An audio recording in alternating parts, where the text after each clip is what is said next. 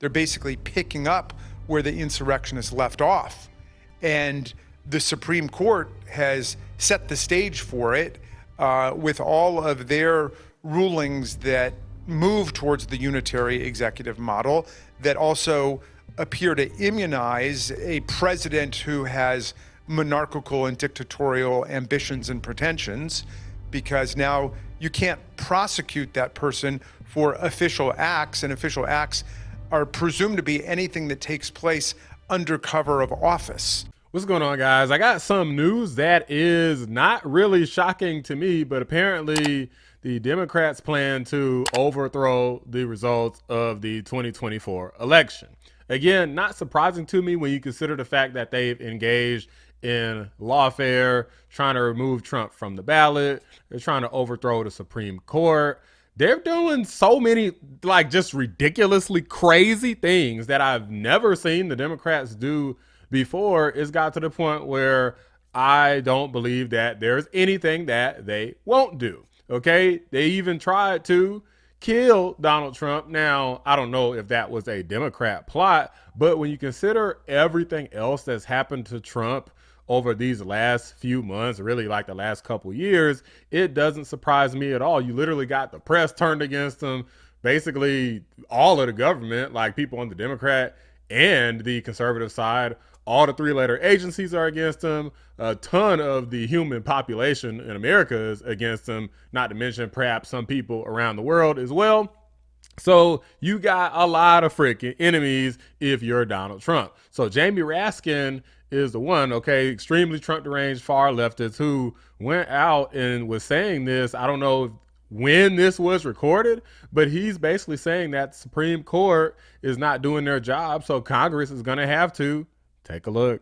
But last night, I was most worried about the Supreme Court's prospective imminent abdication of its very clear duty to disqualify Donald Trump from the ballot under Section 3 of the 14th Amendment, and what that might mean if their decision says that it's really up to Congress on January 5th or January 6th, 2025, to disqualify him at the counting of the Electoral College votes, which really could lead to something akin to civil war, if that's what the suggestion is, which is what I think I heard when I went to the oral argument, that they themselves were unwilling to rule whether or not the Colorado Supreme Court was correct in finding that he had engaged in insurrection on January 6, 2021. So, but that was just last night's worry. So what can be put into the Constitution can slip away from you very quickly.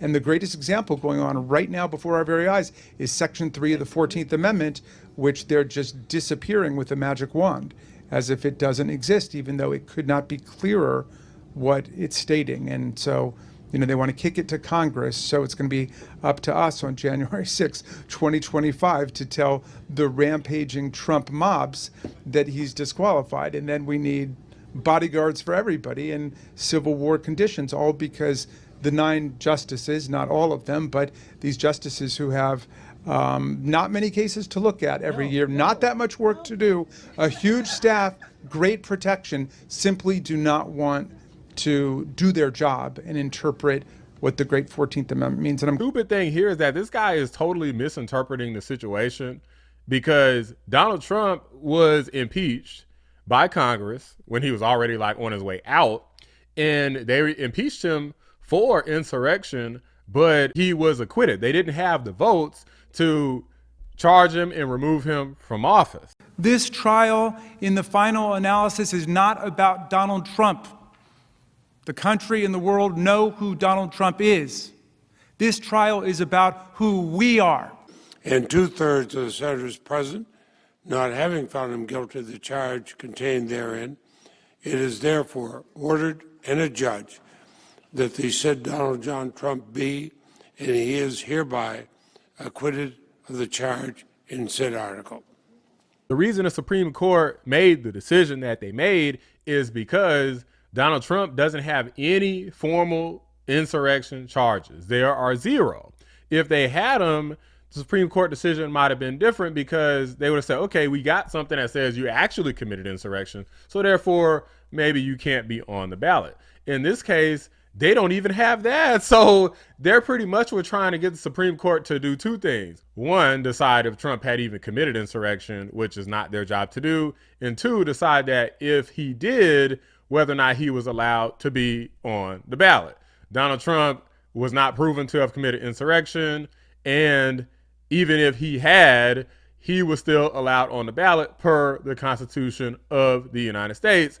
That's why the Supreme Court made the decision that they made. Congress can't just decide that, well, I know the impeachment failed, but we think he committed insurrection, so we're just not going to certify the election results.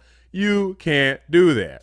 Bear in mind that this is the same guy who refused to certify the results in Florida when Trump had won the election, trying to claim something about the electors, and there was a problem with it back then. For what purpose? For what purpose is member right? I have an objection because 10 of the 29 electoral votes cast by Florida were cast by electors not lawfully certified because they violated Florida's prohibition against dual office holding. Debate is out of order. Section 15 and 17 of the Title III of the United States Codes require that any objection be presented in writing, signed by both members of the House of both a member of the House of Representatives and a senator. Is the objection in writing and signed not only by the member of the House of Representatives, but also by a senator? It is in writing, Mr. President. Is it signed by a senator? Not as of yet, Mr. President. In that case, the objection cannot be entertained. This guy has a history of fraudulent activity, guys. And now since there's more radical leftists in Congress, who the hell knows what's going to happen? This is one of the things that people don't understand why they're so busy being afraid of the orange man. You got people like this who are saying, hey, we don't give a damn. Even if you do vote for Donald Trump, we're just going to try to deny him entry anyway, because it's our responsibility to protect democracy at all costs. These are the people who are saying that Trump is hanging on to power and refuse to let it go, but they're saying that even if you vote for him, we're not going to certify him as president anyway. Yet another example of the radical left being totally out of control, being totally tyrannical, and most of all, hypocritical. These are the true threats to democracy. It's not a game of I know you are, but what am I? This is the truth. They prove it to you each and every single day. How many videos I gotta do?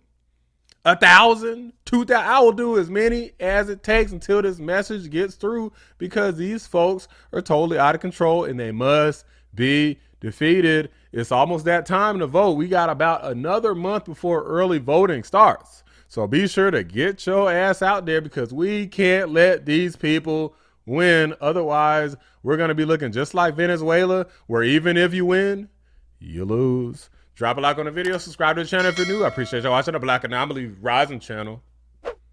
I'm out.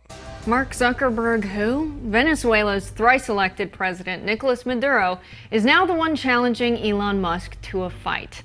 After the Venezuelan election, in which both candidates claimed victory, Musk weighed in, posting a picture on X of a graph representing turnout, captioning, quote, "The people voted overwhelmingly for Edmundo Gonzalez." He called the election a major fraud and reposted, quote, "Venezuela's socialist dictator Maduro claims he won re-election, but leaked vote tallies show Maduro lost. The saying goes, you can vote your way into socialism, you might not be able to vote your way out."